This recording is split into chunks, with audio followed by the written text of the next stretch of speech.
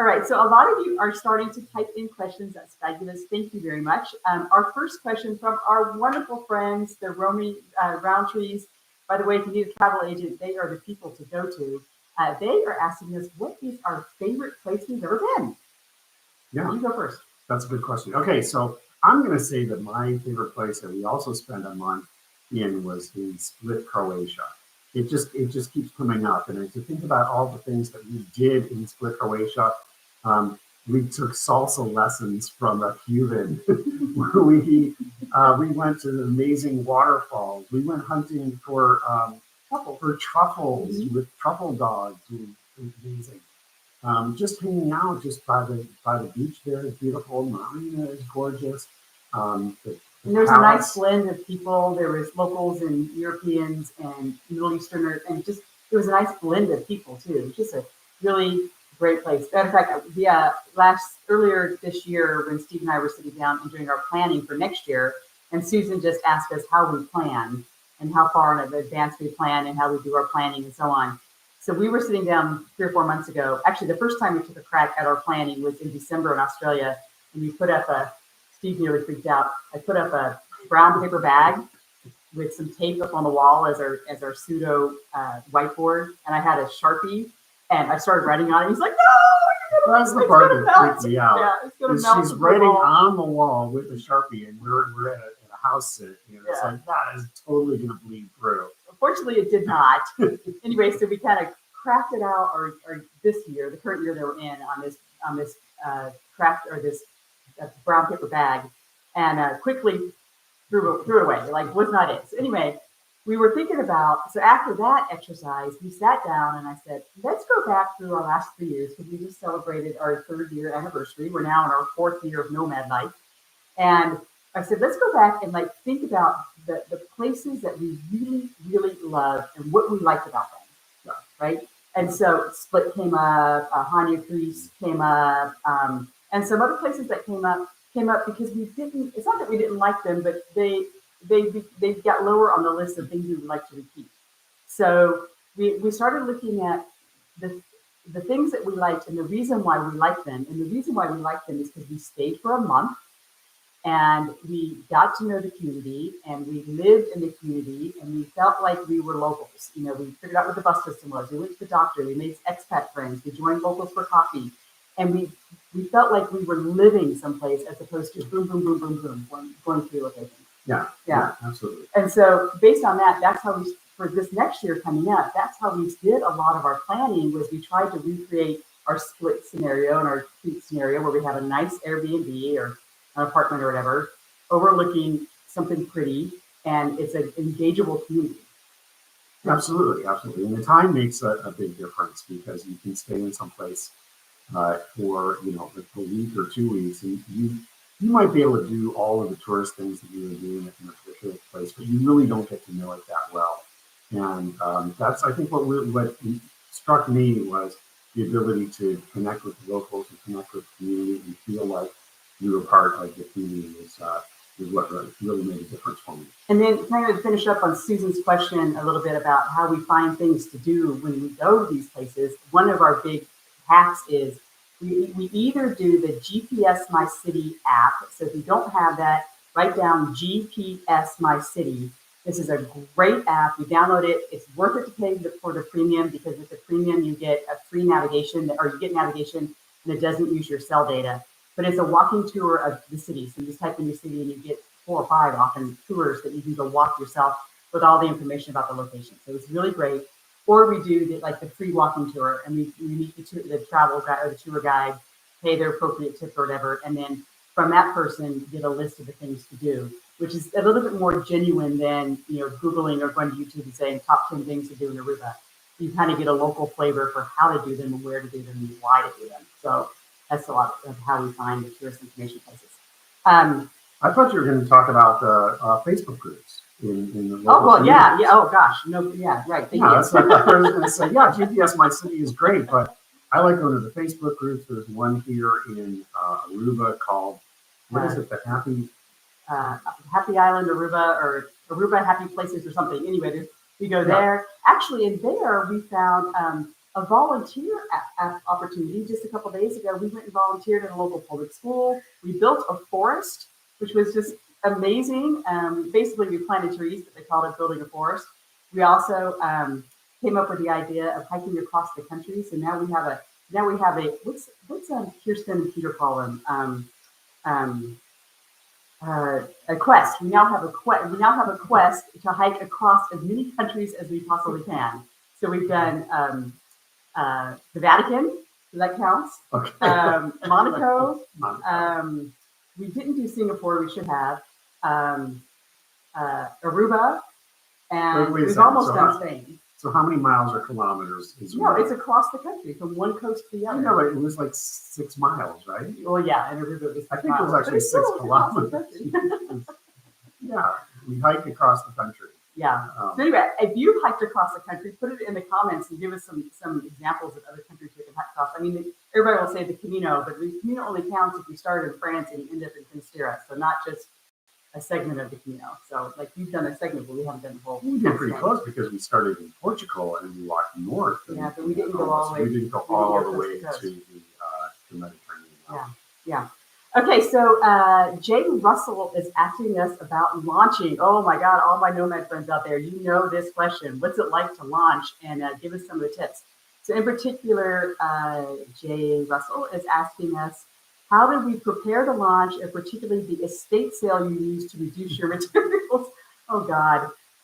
So this is exactly 3 years ago. And in fact, my memory of it is we set up the estate sale. It was over Memorial Day weekend. And we didn't want to be there to see all of our stuff getting sold and bartered off. In fact, we didn't even want to be in the state. We went to Alaska because we were actually finishing up another project where we visited all 50 states. So really the launch of our Nomad Life was going to Alaska, and we stayed with friends. It was a blast and had a great time doing it. But so we were about as far away as we possibly could be. In North America. In North America. And we came back.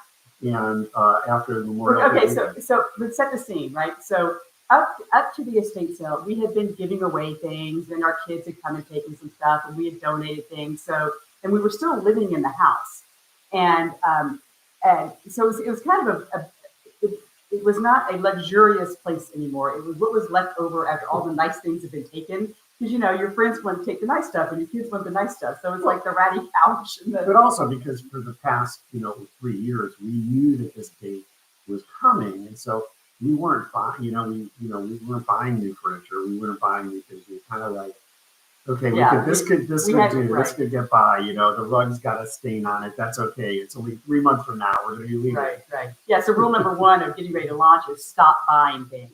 Like the sooner you can stop buying, the easier it is to launch. So anyway, so the house is kind of ratty, and like we sold some chairs, so we're sitting in camping chairs, whatever.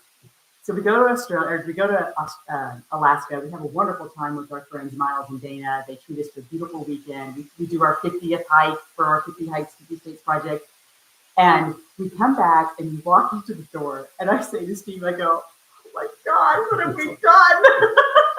It was just and the funny thing was, while we were in Alaska, we get a call from the estate agent, and he says, "Hey, this dude's here. He wants to buy everything, like everything. What's your price for everything?" I'm like, "Everything?" And I'm thinking to myself, it's not even worth $5, And so we negotiated a price, and then when we came back, he said, "The guy will come pick it up, whatever." So anyway, we finally get into the house. It's trash. I mean, it looked like the Tasmanian devil has gone through the house, and things were hanging. But when Susie from the Grinch. Well, no, that's different because there was nothing left, not even a crumb. Yeah, you know how when the Grinch goes down the chimney and pulls up the last crumb. I mean, that's how it felt in the house. Anyway, but there was some stuff left, and it was like random stuff, like a tent and one chair and a lid pot. Surprising stuff, because I mean there was things in closets, things in closets, and things in drawers, and things in. Because the estate sale, they say, leave it all. We will sell everything. Nothing. Don't clear anything out. Don't move anything. Just we're going to sell it. And of course, they sold a lot of stuff. Even just like a half a bottle of Windex. They said leave it. So anyway, so some of the stuff was left over, and so when we had left, Steve had reserved a truck, a U-Haul truck. So we left. We came back on a Sunday. Monday was Memorial Day, and Tuesday was big trash pickup day. You know, like at our neighborhood, one day a month you can put anything out on the street and they come pick it up. So that's how we had scheduled all this, was backwards of the big trash pickup day, because we're thinking, you know, if we have a couch left over, we'll just put it on the trash for that.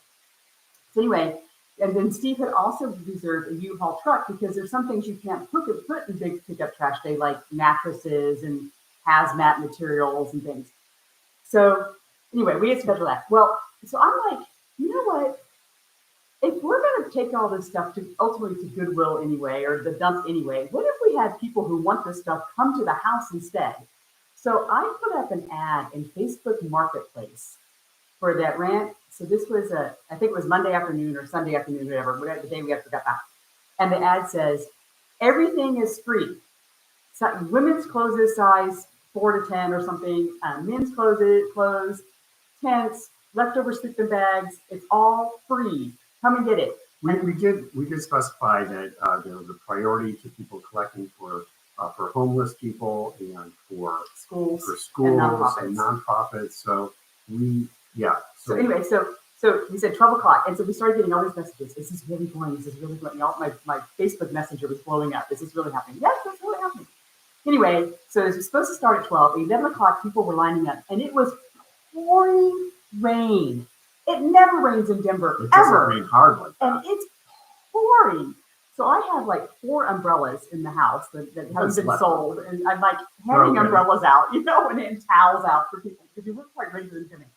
Anyway, we finally opened the door. The line was incredibly long. We let 5 people in at a time, gave them 10 minutes apiece.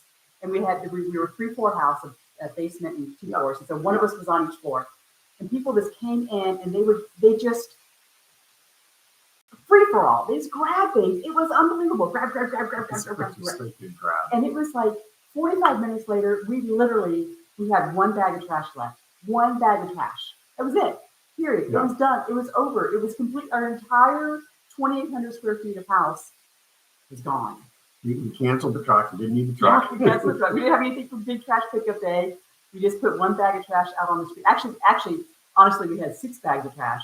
We put them out the night before the trash man came. The next morning, Steve went out to make sure the trash was all, in the right, it was going to get picked up, and there was 1 bag left. Someone overnight had taken the 5 bags of trash. Anyway, I don't know, Ms. or Mr. Russell, I'm not sure, Jane, or I think that might be Jane Russell. Anyway. That was a long answer. Yeah. Do you have any other questions about the disposal? But anyways, that was 3 years ago, exactly 3 years ago. And the funny thing about Alaska is we have been back to Alaska. We've been there more than any place else. We were just there for our 3rd time in 3 years. Yeah, and we hadn't been there at all. And now we actually got married in Alaska too. We got married in Alaska. Okay. All right. This is a trick question. If you answer the question right, and you don't know me, and because some of you might know this answer, if you answer the question right and you put it in the comments, I'll give you a free book. I will send you a free book. We were married in Alaska. We're even married in Juneau, I'll tell you that. But where were we married? Okay, you have to get it right. You either know or you don't know. Where did we actually where we physically get married? If you know, I'll send you a book. Yeah. All right. Because we signed the papers at the courthouse, but that's where we actually do the ceremony. Yeah. Okay. All right. Next question. Lisa, are there things you have discovered in your travels that you consider to be essential now? For example, on my first trip to the UK, it turned you into an electric kettle lover. Oh man. Before you answer the question, please write more questions in the comments. We need your questions, because otherwise we'll just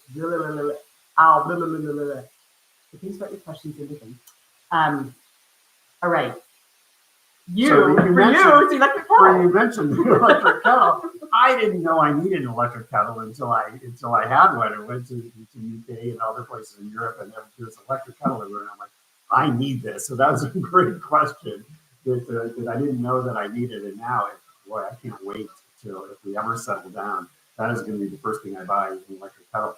But also, it's a couple things on that note. One is that I've stopped drinking coffee but I love tea, and tea is my thing. So I will have 2 or 3 or 4 cups of tea a So day. Steve has this whole like tea um, protocol in his life. Give me my tea. I can drink my tea. So first of all, he hardly ever buys tea because like we'll be on a cruise or we'll be in a hotel or whatever, and he'll like all the time. Grab all the extra bags of tea. Like, so he's got a whole Ziploc bag of teas from around the world that he gathers. I have some that I'll travel with because I don't want to be in a place where I can't have a cup of tea. So I have some that I will travel with. But anyway, so in the morning he gets up, he makes his tea, and he saves the tea bag. He makes another cup of tea out of the one tea bag, and then like he's got this whole system. I find like little setups all over the house of Steve's little tea setup, so he can get the most amount of tea out of one bag. That's not okay. We don't need to go there. We don't need to go there. But here's another one that we can't live without: is a blender. So we love our smoothies in the morning, and we'll put all kinds of crazy stuff into our smoothies. We'll freeze bananas. We'll put in like frozen spinach or kale or something, and then what goes in there is mango and spinach, pineapple, ginger, seeds, nuts, and all kinds of things will go in. And we've broken a lot of. We have. So where there's a blender, and where there was one in Kuala Lumpur, and it was got it a 50-year-old blender. Within like 4 days, we burned out the motor on that one, so we had to go down to the mall, which is right across the street. Every street corner in Kuala Lumpur has a shopping mall, and we got another blender, and then that one broke, and we had to replace the. We actually have a blender budget. We actually honestly have a blender budget. We probably spend about $100 a year on blenders, either new ones or replacing them or whatever, because they're really essential. And then not only do we do smoothies with them, but now we do a lot of sauces and chutneys and things to go. Because a lot of you know that we try to eat vegan or whole food plant-based, and a lot of flavor for vegan food comes from mixes and chutneys and sauces and salsas and so on. So blenders are nice. Hummus, the big hummus. Yeah. Okay, people are guessing. Betty, your answer doesn't count because I already know that you knew that. So you cheater, pumpkin eater. Hello from Cozumel. Okay, how do you turn? Let me see. Did you get married in a barn? Nope, did not get married in a barn. How did we get an autographed copy of your new book? Oh, what a softball question that is. Come on to Aruba and we'll sign your book. So I actually have 3 books. Well, I actually have 7 books, 3 that you're probably interested in. One is 50 Hikes, 50 States, which is the first book I wrote in my adventure series, which is how we learned how to do all the logistics for our life. So we had 2 years. We had so that's and we planned on once a month flying someplace in the U.S. and hiking 3 or 4 states each weekend. So we had 26 weekends in a 2-year period because we had 24 months, 24 months. And we tried to figure out how to hike all 50 states in 24 months, 1 weekend at a time, half of which was during COVID. We flew mostly on Southwest and we hiked. So Steve and I although Steve and I have always been good at logistics, he majored in logistics. It was our chance to try to figure out how we do all this stuff together and how we work together. So that was the beginning of our conversation for Nomad Life. And then the second book, which most of you know, and Laura Butler, you knew the answer too, so you don't count either. Most of you know that my most popular book is 2 Carry-Ons and a Plan, which is all about our launch. So Jay Russell had mentioned that earlier. That is the whole story of how we figured out how to launch, where we launched, and then tips and tricks and a to-do list and all the things that you need to do in order to get your butt out the door. That was the 2 Carry-Ons and a Plan. And then my new book, Nomad Life, Living as Full-Time Travelers, that's about our last 2.5 years on the road and like the narrative of all the things we did right and all the things we did wrong and some more tips. And even honestly, how year number 1 wasn't that great. Well, it was great, but there was a lot of grief. Me, not Steve. I had a ton of grieving. I was sad and I had a ton of grieving that I kind of hid from Steve, and he kind of clued in that things weren't right. And when we started talking about it, it really came out about some things that maybe we didn't do so right, or I didn't do so right in the first year. Yeah, it's leaving your comfortable life and just hitting the road and starting to travel, and then looking back and saying, wait a second, this is I missed this. What happened here? I'm never going. There is no going back. Yeah. So it was. I really realized. So if you, I don't know if I've mentioned this in Two Carry-Ons or Plan or if it came out in Nomad Life, but the first place we went, we did a little road trip when we left the U.S. and then we went to Dublin and dropped our daughter off at college in Dublin. And then we immediately went to a house sit in Kent, New England, or Kent, England. And in the first, we went, it was the first week of our 3-week house sit. We went over to the gym. I came back from the gym. I stepped off a stair and my knee popped. And I was like, well, what I found out, but then for a year, I hobbled around on a busted knee, eventually getting surgery in Kuala Lumpur and stem cell replacement. So I went from, we leave thinking this is going to be a whole year of hiking and moving around and and being really physically fit to sitting on a couch with ice on my knee. So that was a real tough pill, literally tough pill to swallow. And it really brought forward some grief that I had not expressed about the whole transition of us selling all of our stuff and leaving really quickly and empty nesting and having to pass our dog off to my grandmother or to my mother, and just all these things that were big transitional life things that I hadn't grieved. And then the pain of my knee kind of made that all come out. So anyway, long story short, read the book, I tell you all about it, and how it gets resolved and how elephants are involved in getting it resolved. So anyway, but Cara asked us, how do you get an autographed copy of the book? So all 3 books are available on Amazon. All 3 come as audio, as print, or as ebook. So the only thing I can actually physically autograph would, of course, be a printed copy of the book. I don't carry any prints with me. So if you're planning on seeing me or us, and you want to get an autographed copy, bring your copy with you, and I will be glad to sign it wherever we might run into you. I don't know if you want me to digitally sign your book or post something on your Facebook page that I signed your book, I'd be glad to do that.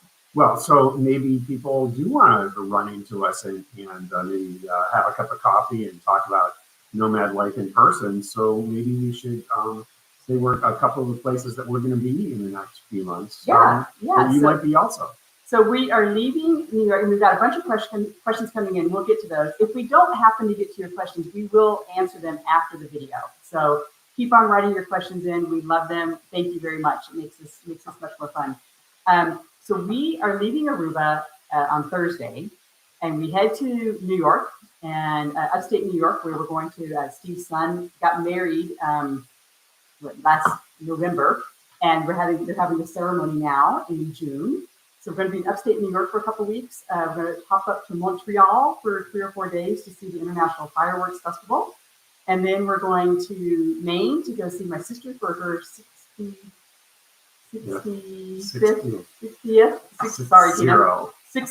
birthday, my older sister, my only sister, for her birthday. Then we're taking the Queen Mary.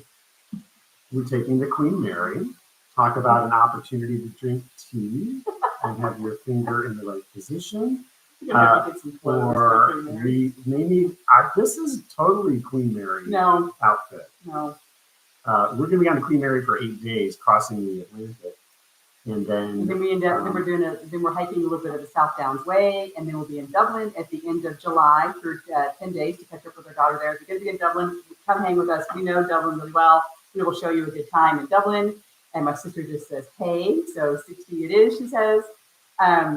And then we are jumping all over Europe. Mostly we'll be in Riga, Latvia, and Paris, France. We're walking the Camino Norte, and then we're ending up in Slovakia and then down in Albania. So that takes us through to December, or Turkey, and then Turkey in November, and then we're hopping on a cruise to Buenos Aires, repositioning down to Argentina for Christmas, and then we're going to Patagonia. So if you're on that track, let us know. Okay. Let's see. Next question. How has your lifestyle affected your relationship with your kids? Oh, Debbie, man, you hit us where it hurts. Yeah. Go ahead.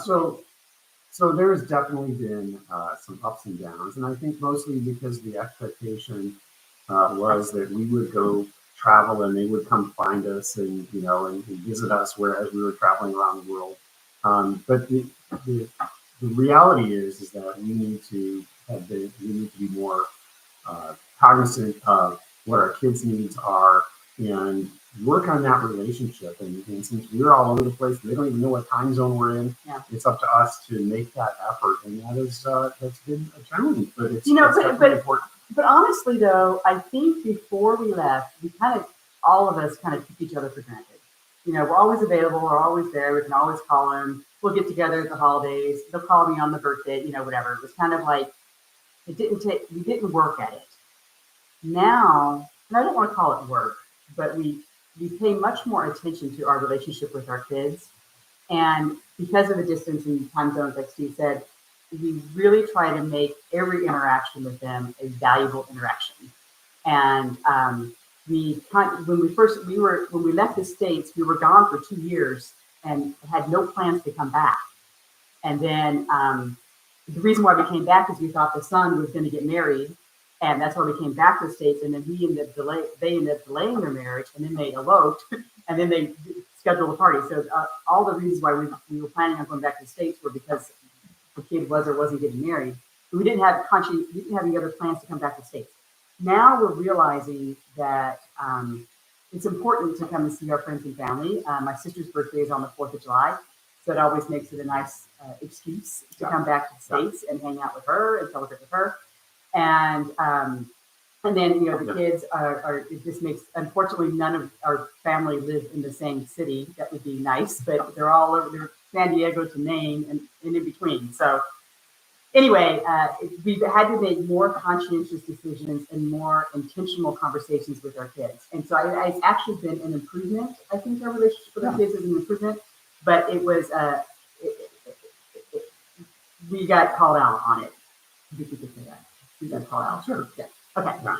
How do you manage health insurance? Oh, good God. I love the question. We have several videos about our medical insurance. The short answer is it changes every year depending on how we're traveling. But the short answer is we do try to maintain an Obamacare ACA policy in the U.S.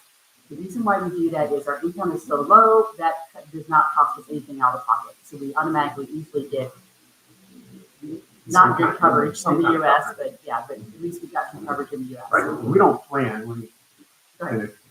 plan on being in the United States, so we also have a medical insurance, global medical insurance policy to cover us for catastrophic issues wherever we are. So if we're in a particular country, something happens, we're covered, so we don't have a problem, issue going to the hospital or and we haven't had any serious thing happen, so knock on wood. So we haven't tested this theory, but we've got very, I believe, good quality medical insurance that will cover us wherever we are in the world. And there's a lot of things that we paid for out of pocket. So in Kuala Lumpur, we've had an unbelievable complete physical, and that was like $500 each. But it was 8 specialists all in a row in one day and lunch.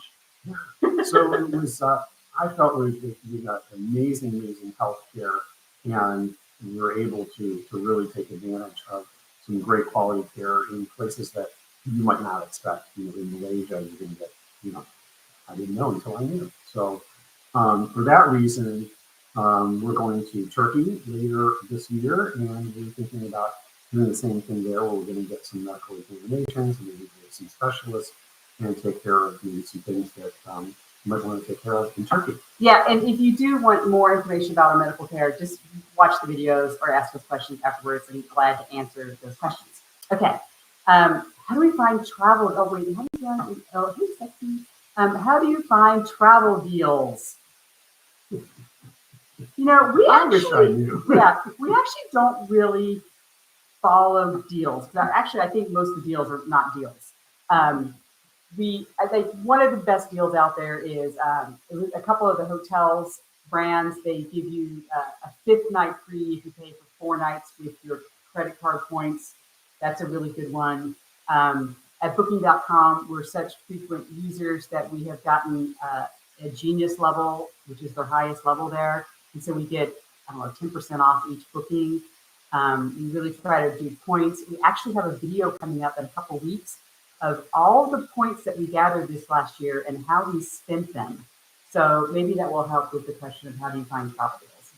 Yeah, so I mean, a couple of things that that we found is very helpful. For example, if you're looking at taking any cruises, there's Vacations to Go and Cruise Plum, and between those two websites, you can really narrow down your search and find some cruises that are offering really great deals, and do that very quickly. But I'm trying to think, like I get emails every day, Travel Zoo and all of these different sites that claim to have great deals. And every time I click on them and look at it, it's like, well, wait a second, this is just a marketing thing. Yeah. This is not that great. Yeah, Carnival Cruises is the worst. 75% off a cruise, and you click on it, and it's like, yeah, but we tripled the price first, and then we took 75% off. Okay, next question. Favorite places in Asia and South Pacific? Okay, my favorite was in Thailand. It's a national park called Khao Suk, Khohsok. We did a video about it. We compared Khao Suk with Koh Phi Phi. Loved it. It was a lake destination with unbelievable views, over the water bungalows. You just jumped off the bungalow into the water. Warm water, canoe, kayaks, wild animals. That was probably my favorite place. Yeah. What's yours? So I'm going to go with Vietnam in the Da Nang and Hoi An area on the coast. Again, beautiful water, great food, wonderful people. It's so inexpensive. It was really like, one of the things I discovered there was getting my nose hairs waxed, which, again, things you can't live without now. And I'm sitting in the chair, and there's, they're doing the whole waxing thing, and this lovely, Vietnamese lady is yelling, "We need more wax!" Anyway, so now he's a wax nose guy. Okay. Besides, yes, Lisa, we know we need better clothes and ballroom dancing. We actually been practice dancing. We've been taking dancing classes, so we're ready. DRW McDonald. Besides Netflix, what USA streaming services are available via VPN whilst traveling outside the US? Thanks for doing this. That's a big question. I have no idea what other things are available. What we use is Netflix, YouTube and Netflix, and we used to do Hulu, but we don't even maintain that anymore. I mean, we really don't watch a lot of stuff. We're not huge. We don't. We have a couple of series, that we like to watch, and we think, we wait for like the next season to come out. Yeah. But we're not big TV series, streamers. Watchers. Yeah. So I do have a Fire Stick, because we definitely have been in places where there's nothing available. It's something in a foreign language that's a little bit hard to read. So that is one of the things that I travel with, and it's coming in handy. But basically, it's YouTube and a couple of other, and Netflix, and we're good. Yeah. Sorry, I don't have much of an answer for you. Laura, who cheated and told us where we were married, so your answer doesn't count either, because you were almost there. You're like part of the game. So he says our sound is muffled. So if our sound is muffled, everybody else is having that. Could you please make a little comment on the muffling? If there's muffling, or if the sound is, the sound probably is not great. We were planning on doing this on my phone where the audio is better, but we ended up on my computer. And the good news is we just bought microphones, so you're going to see an improvement in sound. So if you no one's typing, so maybe the sound is really awful. Yeah, nobody can hear us. Nobody can hear us. Okay, more questions. Let's see. Please talk about figuring out safe places to stay and good locations to access transportation. Steve is brilliant about this. It takes a lot of work, and there are some nomad friends of ours that are really brilliant about this. But I will do things like go to Google Maps and drill down on a particular community and look at typically it will show you where the bus routes out are or where the trains go, and do some practices of if I was going to go from, let's say, from the airport to the city center, or if I was going to go to one of the more popular destinations in a particular city, how would, what does Google say that I would do that? I also might use like a Rome to Rio website for something like that. But also I will, look at blog posts, I will look at YouTube videos. For example, we're going to Buenos Aires, and, I really want to stay, we're going to be there for a month. I want to be able to stay in a location that I know is a good location and that other people have verified is a good location. So yeah, go to the different websites, go to the different Facebook groups, watch YouTube videos to find out what's the best neighborhood, and then go from there. And what I'll do is I'll find some place that looks interesting. Geographically, it's near a park, or it's near a beach, or it's near water, and then I'll look on Google to see where the grocery store is, and then I'll look to see what the public transportation is, and then I will physically take my little walking man little icon on Google and walk the route and see if it looks like a reasonable place to walk. So that's the beginning of how we start finding places to live and make sure to stay. So definitely takes time, and like our Facebook group that we have, the Nomad Life Walkland Facebook group, is a great place to ask questions like that, because you'll get people with really great experience, and be able to provide firsthand. And there's a great Facebook group called Nomad Accommodations. It's run by Georgina and Thomas Swan. Georgina's last name is not Swan. Haley. Georgina and Thomas. Anyway, it's called Nomad Accommodations, and we all post good and bad reviews of our places we've stayed. So you can go there, you can search by country, Georgia or Slovenia or whatever, and it will pull up if someone has written about it. You can find it there. Okay. Let's see. Some of you guys have said it's muffled. Sorry, we are doing the best that we can. Thank you to all of us that are navigating our audio. We got three questions here. Shots and vaccines. So before we left, Steve still had employee insurance, and we got some shots under his employee plan. But as we've been traveling, we have picked them up. We picked up a couple of shots in Kuala Lumpur. We got yellow fever, and Steve needed a Hep A or Hep B series or something.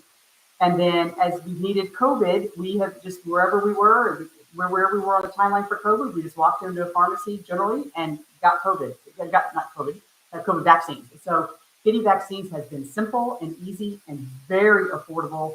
Matter of fact, I think our yellow fever in the States, it was like $350 or something. In Kuala Lumpur, I think it was $60 or $70 or something like that. So it's been very easy to get our shots, our vaccines. Yeah, and again, it's easy to, whether you're going to be traveling to a certain destination, to be able to do a little research in advance and what are the recommended vaccinations that I need for this particular country.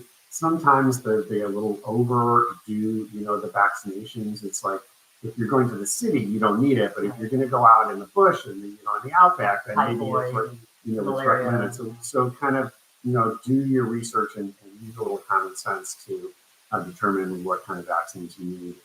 And a lot of the travel insurance medical, they have apps or websites that you can check on to see what kind of vaccine you need too. So that's also a good place to check. Okay, sound is echoey. We're doing the best we can. Steve, good to see you. Bernie says, good to see you. Tina asks, are you still enjoying your suitcases, backpacks, any changes? Wow. So we're still doing carry-ons. We both have a carry-on and we both have backpacks. And my combined weight of the two is about 20K. So about 40, is it that much? 40 pounds? No, it's not that much. My backpack is 6 pounds. And my suitcase is 13 pounds. So just under 20 pounds for my stuff, and yours I think is 21 or something.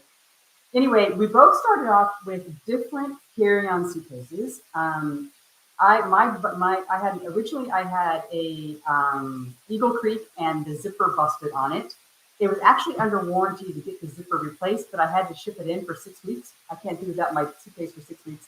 So I ended up buying an Osprey. And then you had was it Timbuktu? I had a Timbuktu that I had forever. I was using business traveler with this bag. I loved it so much, and had it about, a year and a half into our travels. It was really sturdy and really a great bag, but it was heavy and wasn't quite fitting enough that I wanted to fit into it. So being able to get these Osprey bags are just fantastic. So we love, LOVE, love our Osprey Transporter 40 wheeled. And we can put a link in the description later. But a little personal about it. I know. I LOVE. They're waterproof. They fit everywhere. When you get into Southeast Asia and Australia, they do fit in the overheads, but because they weigh too much, not the bags, but their stuff in it way too much. You might get we have to check them as checked baggage in Southeast Asian markets. But in Europe and in the US, we can carry them on no problem. And they're waterproof, they're durable, they have these big ass wheels on them that they're not gonna, these little wobbly things that these 4-wheel spinners have that break off. Fabulous. And then we each have different backpacks. I have a Rick Steves backpack right now, which I don't like. I'm going to be changing that out here in a couple weeks. And you've got one. Yeah, I'm going to get mine too. I got one from Decathlon. It's a 40-liter. I think it's a little bit too big. It's really functional. I love it. It's got a great belt. That is my number one criteria. It's got to have a waist belt so that I can get the stress off of my shoulders. But I don't think I quite need a 40-liter as a day backpack. And matter of fact, this summer we're all over Europe this summer. We are actually going to get down to one carry-on suitcase for the two of us and 2 backpacks. We're going to dump the carry-on suitcase for the summer, and so we can bypass some baggage fees and things and luggage. Just the act of carrying them all around. So we'll see how that goes. We'll see. We have to change our line to 1 carry-on instead of 2 carry. 1 carry-on in a plan. We're not getting rid of it permanently. We're just kind of, because in the summertime in Europe you don't need a lot, so we should be. And especially we're going to be walking the Camino. We plan on being walking for probably about 3 weeks, and so we're excited about that. And we just don't need we're going to be forwarding our luggage. We just don't need the extra weight. Okay, my friends, we were going to go 45 minutes and we went 47. So thank you, everyone, for coming. I think this has been a success. Nobody that didn't already know guessed where we were married. So Laura guessed and Betty guessed. They already knew. We got married on a glacier. We got married on the Mendenhall Glacier in Juneau, Alaska. So if you ever want to hear that story, we'll either buy you a beer, you buy us a beer, and we will tell you how we got married on a glacier where cold feet was really, truly, honestly, I had cold feet. Anyway, we love you guys. Thank you very much for coming. This is our first live. Hope we did okay. Please give us feedback if you liked it. If you want us to do it more, next time we promise that the audio will be much better. Love you guys. Tara and Rex, thank you. You guys have been so helpful. Make sure you use them, the roaming royalties, as your travel agent. Let us know if you want anything about the Osprey. We can tell you about that. And anything else, just come on over to Nomad Life Facebook group, and we'll see you there. Bye, you guys.